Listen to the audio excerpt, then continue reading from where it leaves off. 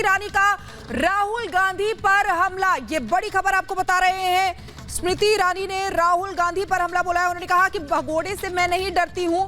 लापता एमपी के लिए मशहूर था अमेठी, अब सांसद का पता बता सकते हैं लोग। राहुल ने अमेठी के विकास के लिए कुछ नहीं किया। ये जोरदार हमला स्मृति ईरानी की तरफ से। प्रश्न ये उठता है कि अगर आज कांग्रेस का जो प्रत्याशी एक जमाने में था लेकिन अब वायनाड का हो चुका है, उनसे पूछे कि भैया बबनपुर कहाँ है, अगर वो बतला दे तो मान जाए। ये तो जनता भी जानती है कि बबनपुर कहाँ है कि वो नहीं जान पाएंगे। अमेठी लोकसभा क्षेत्र इसलिए जानते हैं क्योंकि उन्होंने ये मान लिया था कि हमें मात्र 5 साल में एक बार आना है, ऐसे ऐसे करके हाथ दिखाना है, लोगों का वोट पाना है, फिर चंपत हो जाना है। करते अजय दुबे हमारे साथ जुड़ गए। अजय दुबे ग्राउंड से रिपोर्ट कर रहे हैं। अजय, अब तो अमेठी की आबो हवा बदल चुकी है। साल दर साल जिस तरीके से स्मृति ईरानी ने अपनी पकड़ मजबूत कर ली है वहां पर, और आज बड़े दावे ये दरअसल कि राहुल गांधी ने कुछ नहीं दिया अमेठी को, अब भगोड़े एमपी के तौर पर जाने जाते हैं। अजय, बिल्कुल तस्वीरों के संग बात करते हैं। देखिए स्मृति ईरानी, ये 5वां कार्यक्रम है आज के दिन का। लगातार अलग अलग हिस्सों में अमेठी के जा रही हैं, लोगों से संवाद कर रही हैं और बेहद एग्रेसिव अटैक कर रही हैं राहुल गांधी पे। साफ साफ कह रही हैं कि मैं मरने से नहीं डरती तो मैं भगोड़े राहुल गांधी से क्या कर डरूंगी, इस बात को कह रही हैं। इसके अलावा लोगों के बीच जाके लगातार उनसे संवाद कर रही हैं, उनको अपनी सरकार की योजनाओं के बारे में बता रही है। आगे बढ़ते हैं, तस्वीरें दिखाते हुए भी आप कोशिश भी करते हैं उनसे बात करने की।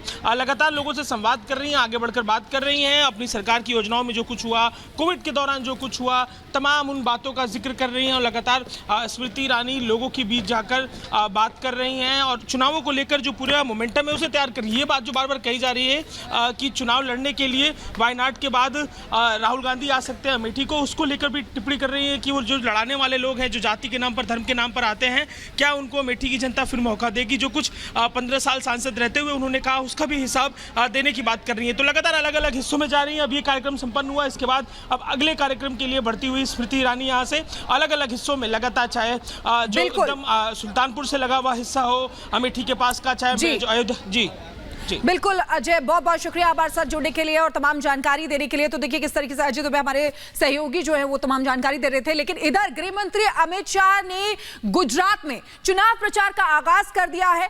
अमित शाह ने अहमदाबाद में रोड शो कर लोगों से वोट मांगे और 400 सीटों पर जीतने का दावा फिर से दोहराया है। रिपोर्ट आपको दिखाते हैं।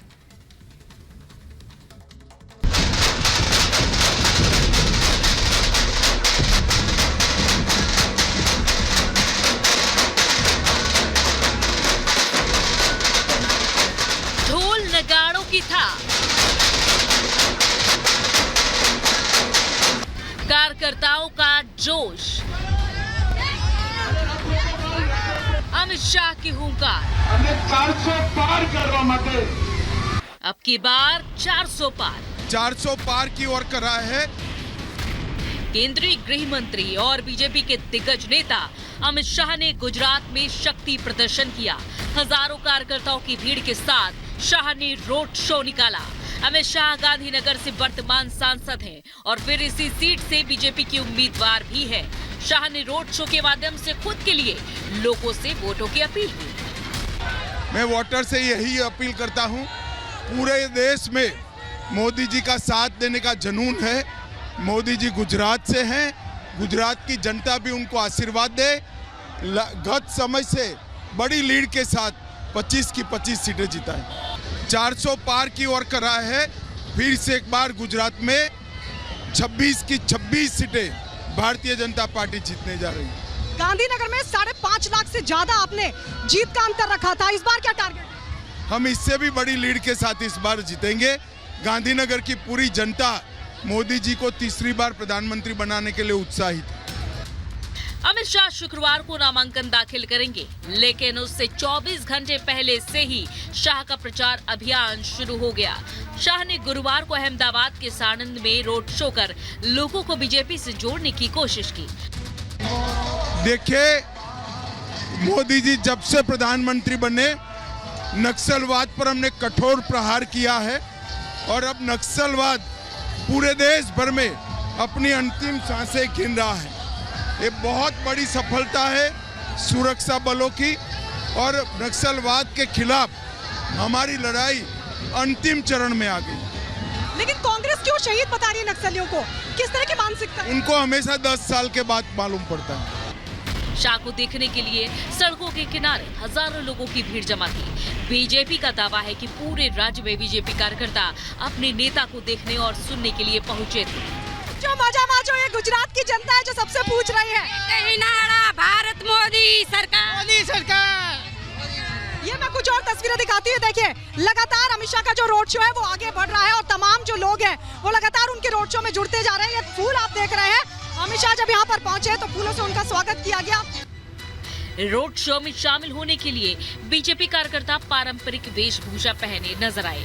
इसके लिए वो बीजेपी के बैनर, पोस्टर और झंडे लिए हुए थे, जिनका जोश देखते ही बन रहा था। बीजेपी कार्यकर्ताओं ने दावा किया है कि मोदी को तीसरी बार प्रधानमंत्री बनाने के लिए उनका गृह राज्य गुजरात अहम योगदान देगा। भाजपा सरकार, मोदी सरकार, अब की बार मोदी सरकार, बार मोदी सरकार। आइए मैं कुछ और तस्वीरें आपको दिखाती हूँ। मेरा मोदी महान, एक बार फिर 405। जय भारत माता की जय। भारत माता की जय। भारत माता की माता की जय। अब की बार 400 पार। मोदी सरकार। गुजरात में लोकसभा की कुल 26 सीटें हैं। साल 2019 में इन सभी सीटों पर बीजेपी ने जीत हासिल की थी। बीजेपी इस बार भी सभी सीटों को अपने पाले में करना चाहती है, जिसके लिए मैदान में खुद बीजेपी के चाणक्य अमित शाह मैदान में उतर गए हैं। Bureau report, Republic Bharat. और सीधे रुख करते हैं गांधीनगर का, जहां से जुड़ रहे हमारे साथ सहयोगी गायत्री। 400 पार के टारगेट ने गांधीनगर की या कहे तो पूरे गुजरात की क्या भूमिका रहने वाली है, जरा बताइए, क्योंकि आप वहां लगातार मूवमेंट कर रही है, घूम रही हैं। उत्साह कितना देख पा रही है लोगों में आप?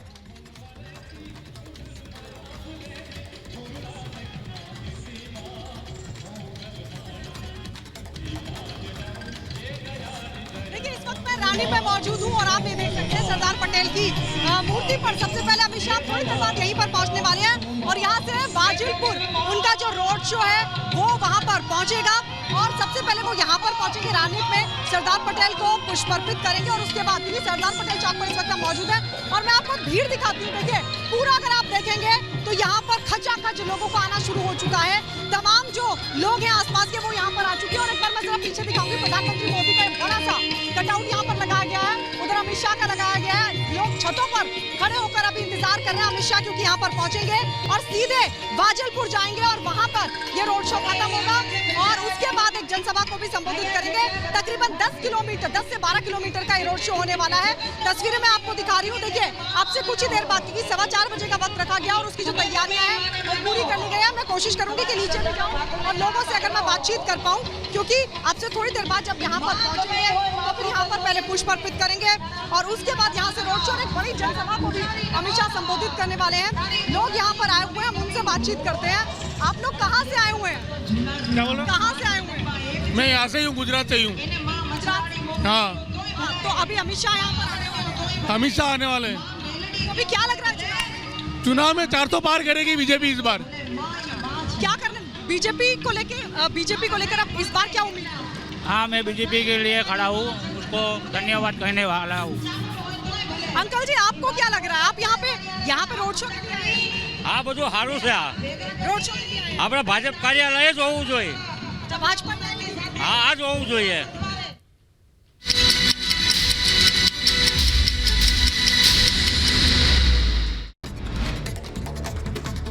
राज कुंद्रा पर ईडी का बड़ा एक्शन। ईडी ने मनी लॉन्ड्रिंग एक्ट के तहत राज कुंद्रा की 97 करोड़ की संपत्ति अटैच की। बिटकॉइन पाजी घोटाले में ईडी ने लिया एक्शन। मुख्यमंत्री मोहन यादव ने भोपाल में पूजा अर्चना की। भोपाल से बीजेपी उम्मीदवार आलोक शर्मा भी साथ में रहे मौजूद।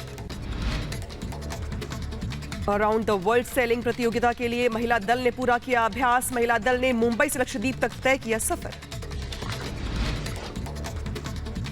झारखंड के साहेबगंज में बेकाबू ट्रैक्टर ने महिला और उसके बच्चे को रौंदा। हादसे में बच्चे की मौत, महिला की हालत गंभीर।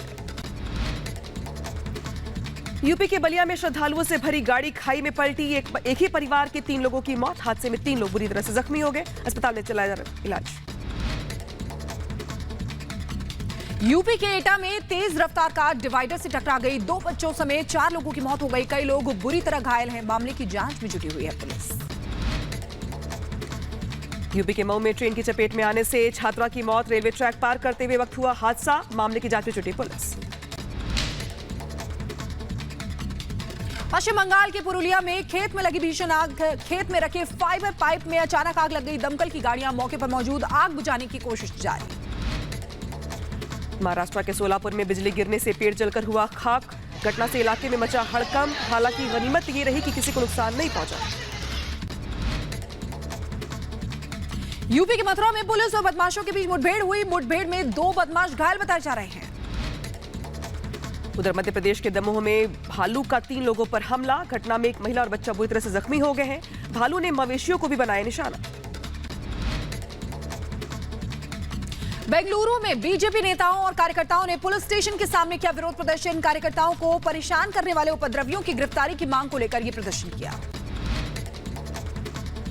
चेन्नई में फ्लाइट हुई रद्द होने पर यात्रियों ने किया प्रदर्शन। संयुक्त अरब अमीरात में भारी बारिश के कारण उड़ानें हुई रद्द।